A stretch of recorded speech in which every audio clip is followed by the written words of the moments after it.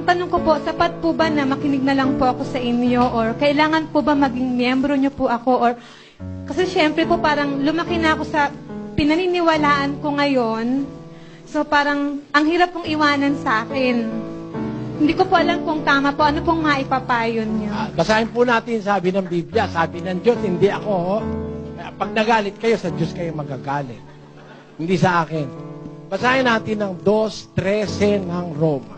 Sapagkat hindi ang mga tagapakinig ng kautusan ang siyang mga ganap sa harapan ng Diyos, kundi ang nagsisitalima sa kautusan ay aariing mga ganap. For not the hearers of the law are just before God, but the doers of the law shall be justified.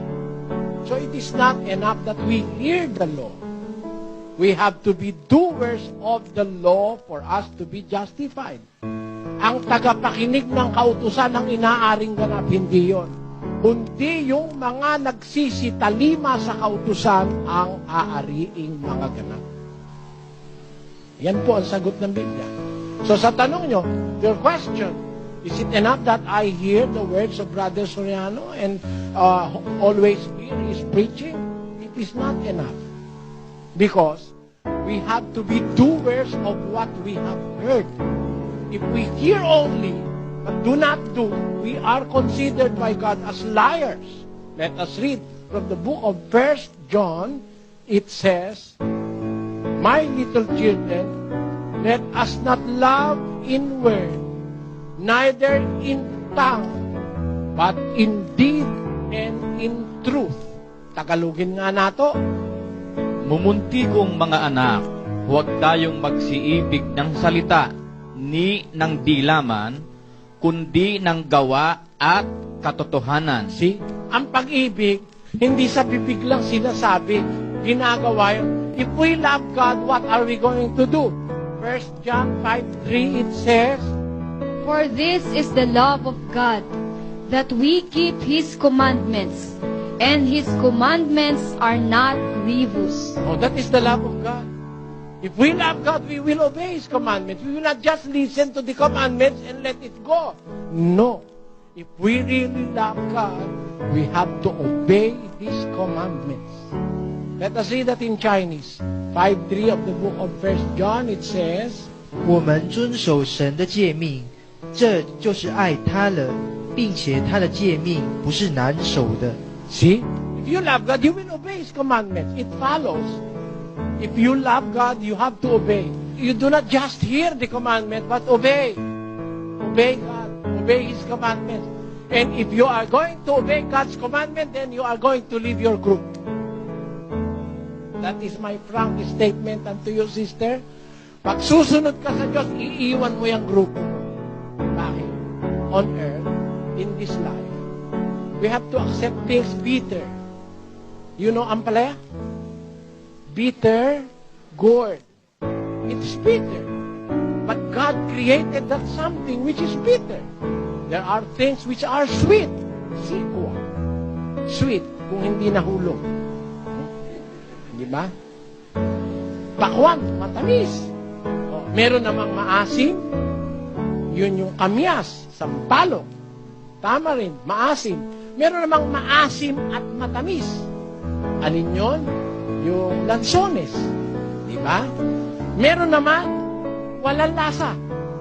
Matabang. Alin yun? Singkamas.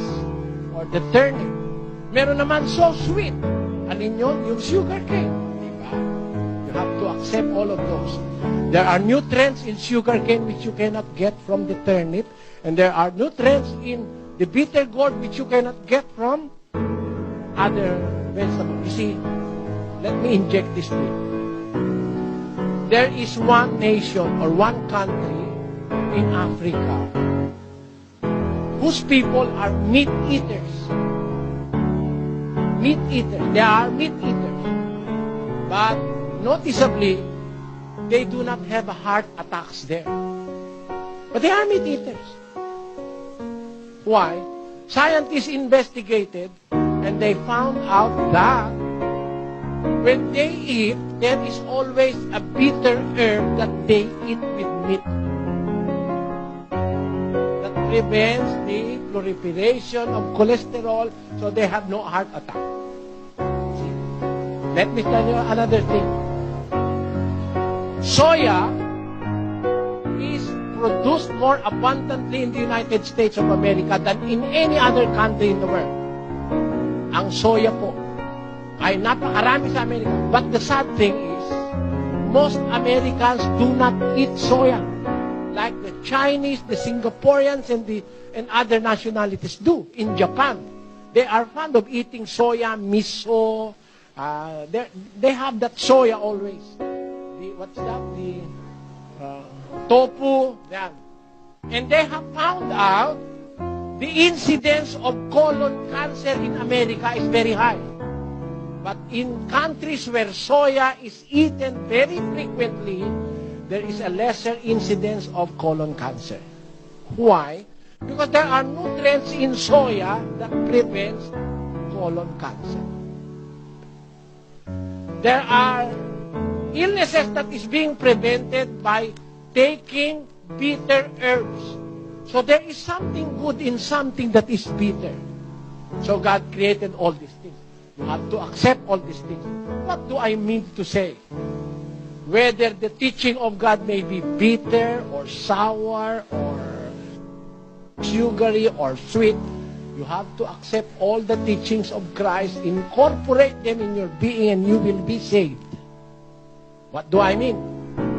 These preachers only pick some of the teachings of Christ, leaving behind so many teachings of Christ because they do not want to preach the truth because it will not make them much money. See? And the rest is history for you to analyze. That is it. Yun po ang masasabi ko sa inyo.